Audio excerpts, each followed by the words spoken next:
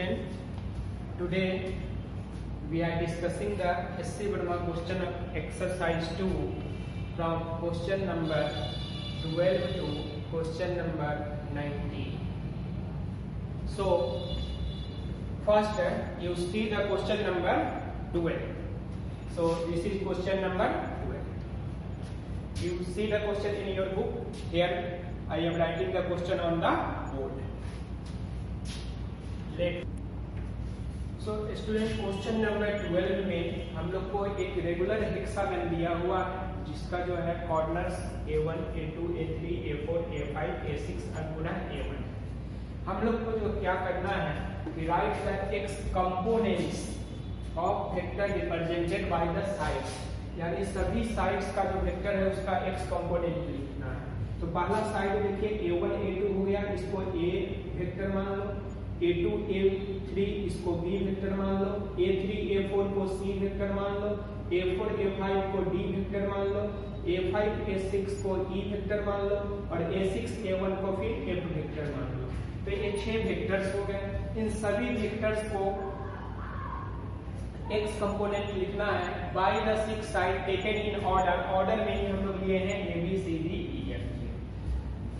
Use the fact that resultant of 6 vectors is 0। हम लोग को एक फैक्ट यूज करना है जिसमें 6 वेक्टर का जो रिजल्टेंट है वो 0 होगा। इस फैक्ट का यूज कर लेना है। तो यानी कि अगर मान लेते हैं हम लोग रिजल्टेंट वेक्टर, सॉल्यूशन देखिए, रिजल्टेंट वेक्टर जो है R है, तो यह A plus B plus C plus B plus E plus F के बराबर होगा। तो रिजल्टेंट जो है वह हमारा 0 है अकॉर्डिंग टू क्वेश्चन। इस फैक्ट का यूज करना है हम लोग को और इस डाटा को प्रूव करना है। इस फैक्ट का यूज करके इस डाटा को प्रूव करना है। तो देखिए हम लोग polygon law of vector addition से जानते हैं कि यह 0 होगा। अब इसी को डायरेक्ट यूज करना है, इसलिए इसको हम लोग यहाँ प्रूव नहीं करेंगे, डायरेक्ट इसको मान लेंगे। क्योंकि हमारा क्वेश्चन XY प्लेन में है, इसलिए R वेक्टर को हम लोग नेक्स्ट में लिख सकते हैं, implies that Rx I cap plus Ry J cap is equal to 0। तो इंप्लाइज दैट दो पॉजिटिव का सम 0 तभी होगा जब Rx इज इक्वल टू 0। अब x component, resultant x component जो है वह 0 होगा। यह हमारा फैक्ट दिया। अब इसी से हम लोग को प्रूव करना है इस डाटा को। तो यहाँ प्रूव करने के लिए इंप्लाइज दैट अब हम लोग लिखेंगे Rx इज इक्वल टू 0। तो देखिए क्या इंप्लाइज होकर के हम लोग को आ रहा है।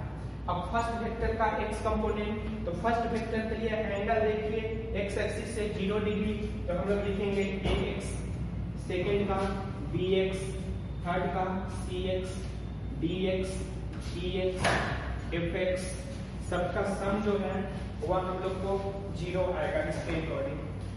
अब जो है यहाँ पे हम लोग जो है डाटा चेक करें। अब यहाँ पर देखिए ax का वैल्यू, तो इंप्लाइज दैट अब ax का वैल्यू लिखिए। ax के लिए a cos थीटा, तो हम लोग जानते हैं a cos थीटा का वैल्यू कितना हो जाएगा, तो थीटा का वैल्यू जो है वह हमारा 0। अब देखिए रेगुलर हेक्सागन है, तो वेक्टर a का जो लेंथ होगा मैग्नीट्यूड, वेक्टर b का जो लेंथ होगा, c का जो होगा, d का होगा, e का होगा, f का होगा, सबका मैग्नीट्यूड सेम होगा।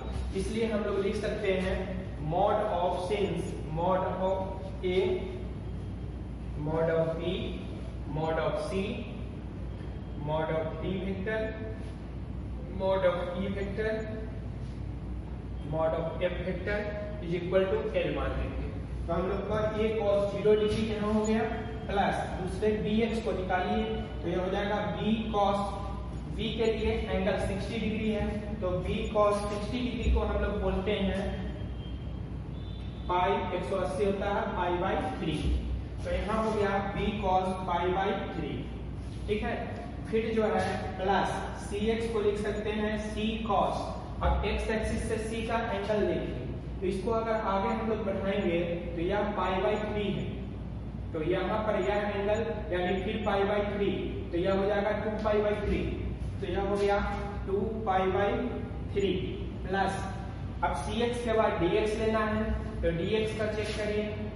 अब इसको आगे बढ़ाएंगे तो यह 2 पाई बाई 3, तो यहाँ से यहाँ 2 पाई बाई 3 या पाई बाई 3 ऐड हो जाएगा, तो 3 इंटू पाई बाई 3, तो d cos 3π/3 प्लस, अब जो है यहाँ पर हम लोग निकालेंगे इसका, तो ये पूरा जो है 3π/3, फिर यह π/3 ऐड हो जाएगा तो 4π/3, तो यह एंगल हो गया E cos 4π/3, फिर प्लस।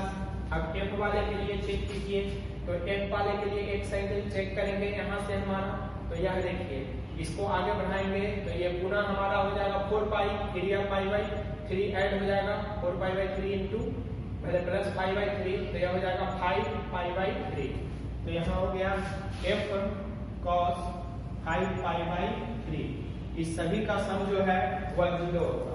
अब इम्प्लाई ऐड करके देखिए, सबका मैग्नीट्यूड जो है वह L है, तो इसको भी हम लोग लिख सकते हैं L cos 0 degree plus L cos π/3 plus L cos 2π/3 plus L cos 3π/3 plus L cos 4π/3 plus L cos 5π/3 is equal to 0। L को कॉमन ले लेते हैं, तो cos 0 plus cos π/3 plus cos 2π/3 plus cos 3π/3 plus cos 4π/3 plus cos 5π/3, तो ये जो value आ जाएगा 0 के बराबर।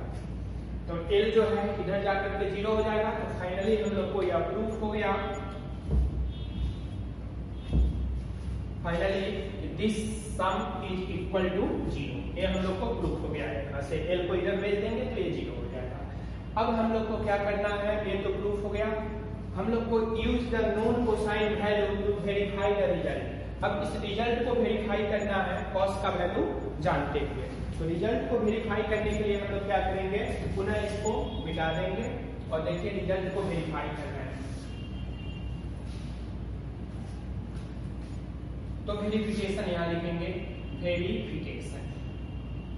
तो वेरिफिकेशन में देखिए cos 0 का वैल्यू जो होता है cos 0 1 प्लस cos π/3 का होता है cos 60 degree 1/2 plus cos 2π/3 cos 120 degree का वैल्यू -1/2 होता है, तो प्लस माइनस माइनस हो जाएगा, प्लस cos 3π/3 कट जाएगा पाई cos 180 -1 होता है, तो -1 डाल दिए, प्लस cos 4π/3 को हम लोग लिख सकते हैं cos π प्लस π/3, 4π/3 को लिख सकते हैं, और प्लस cos 5π/3 को हम लोग लिख सकते हैं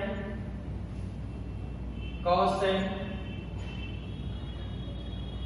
यहाँ पर 6π माइनस π/3 या π माइनस π/3 देखिए तो 3π, यहाँ पर इसको हम लोग लिख सकते हैं cos 2π माइनस π/3, 2π हो गया हमारा कितना, तो देखिए यहाँ 3π/π 180, तो 5 इंटू 180 डिवाइडेड बाई 3 यानी 60 यानी 300 डिग्री आ गया। और यह अगर वैल्यू हम लोग लेते हैं 2π माइनस π/3, तो 2π का वैल्यू कितना आ जाएगा, 2π हो गया आपका 360 डिग्री और माइनस π/3 यानी 60 डिग्री, इसका मतलब 300 डिग्री।